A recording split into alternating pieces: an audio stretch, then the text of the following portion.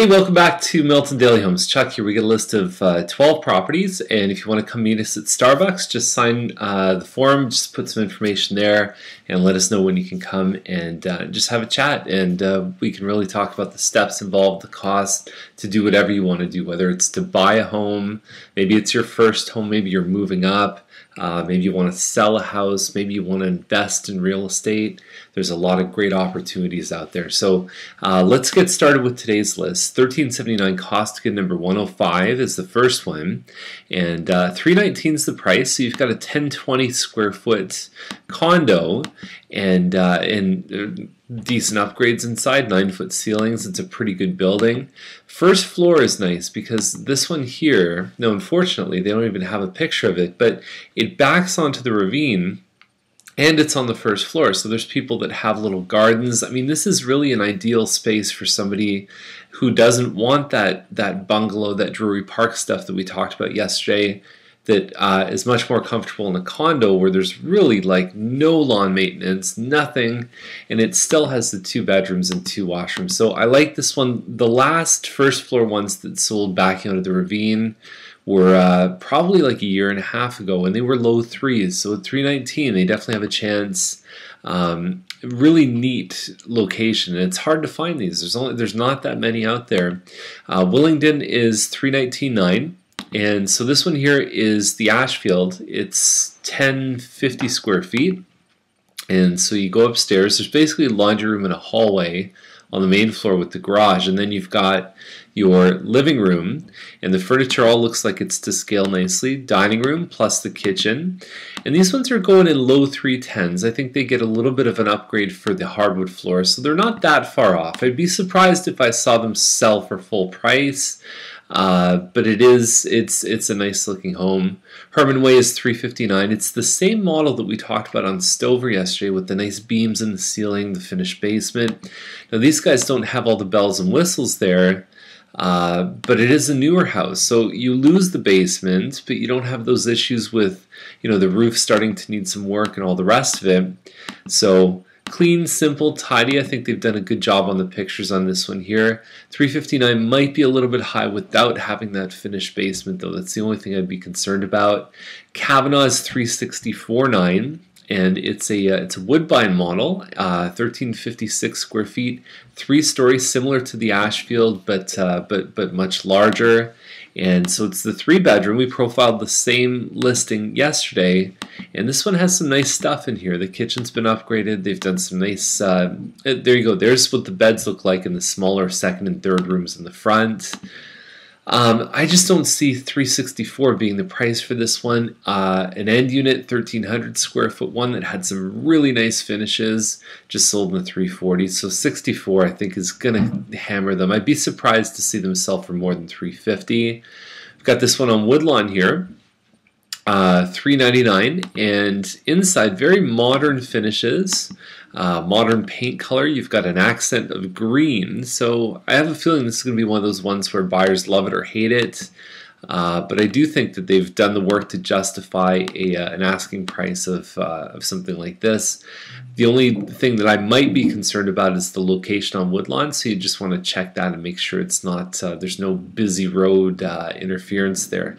Farmstead 408, not my favorite floor plan. I find the kitchen doesn't open to anything, so it's almost sequestered and isolated within the house. So everything is very it's too separate for me. I think most people want an open concept area where they can entertain, where they can watch the kids. The master's a good size, the ensuite's a good size as well. Same thing as the other Coscourt models, is there tends to be a smaller 3rd bedroom on this one, but no finished basement. I understand it's an end unit. There is there's some shared fees attached with this one here.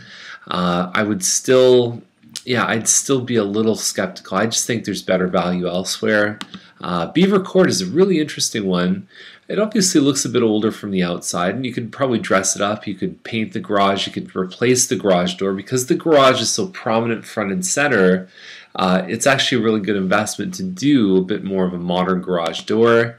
But the floor plan on this one is really amazing. They've got this high ceiling in the family room. They've done a corner double sink here.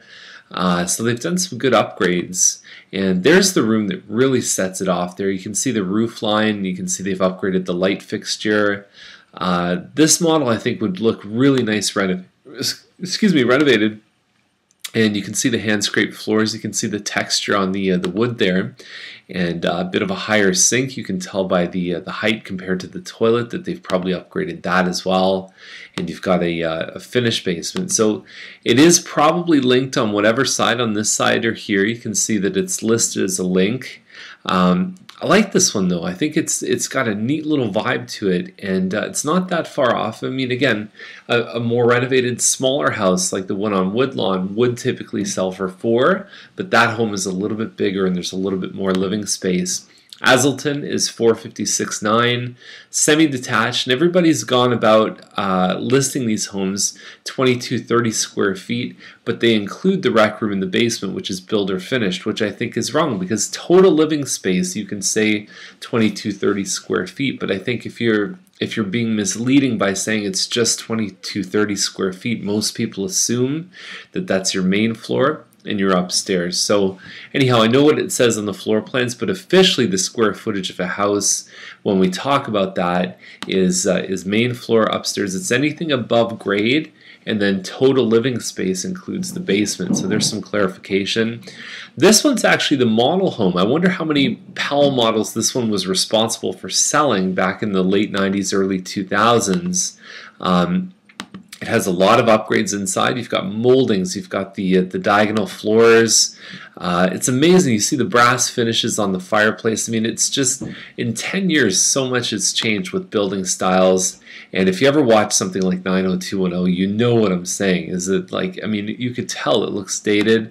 Not sure if there's 9-foot ceilings on the second floor, but if it is, that's something you won't find very often.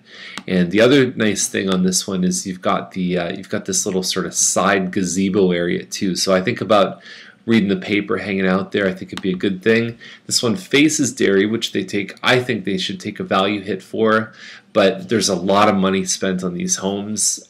Whether or not it's reflective of the current style, I think that this one definitely looks like a good home.